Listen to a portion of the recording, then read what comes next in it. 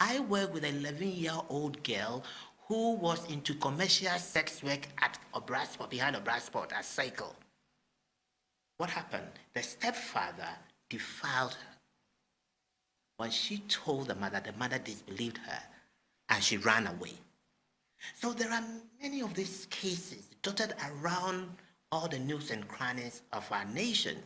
In October 16, 2021, a 31-year-old woman was stabbed by her 40-year-old husband in front of her 6-year-old daughter after being battered by her husband at Nyantreniase in the Ashanti region of Ghana. On 30th March 2021, a 38-year-old man, Gali Gallo, battered his 34-year-old wife, Beatrice Logosu, to death. The suspect, Gali Gallo, was apprehended after he secretly sent the victim's body for preservation at the mortuary.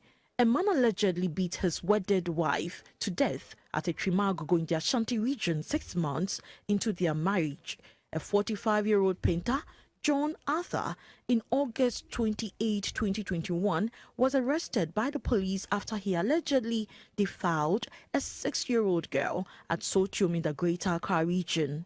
And in December 2021, a 42-year-old woman was beaten to pulp by her husband at Mahim Galilea, Kaswa, following a misunderstanding between the couple. These are among cases of gender-based violence that happened before family, friends and neighbors identified previous signs of physical abuse meted out by the husbands of the victims.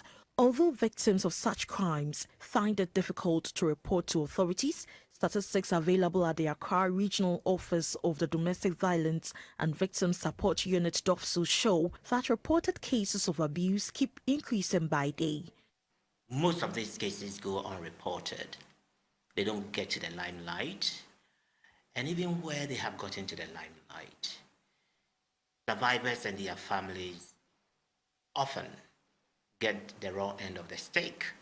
Clinical psychologist and coordinator at the Coalition of Domestic Violence Legislation Ghana, Mr. Adolphe Ewukubekwin, further reiterated the need for accessibility of specialized support system in emergency settings, especially in deprived communities across the country. Mr. Adolphe Ewukubekwin said access to justice for victims of gender-based violence is crucial in responding to the needs of survivors and changing the narrative of gender-based violence. I must admit that the police are doing tremendously well. We've moved and they are doing so well compared to yesteryears.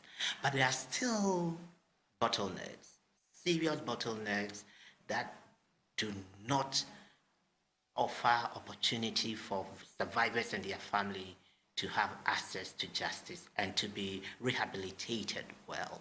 Statistics available at the Domestic Violence and Victims Support Unit DOVVSSU of the Ghana Police Service indicate that 1,047 girls were defiled, while 305 women were raped in 2020. However, the number of reported cases was less than the actual number of incidents that occurred.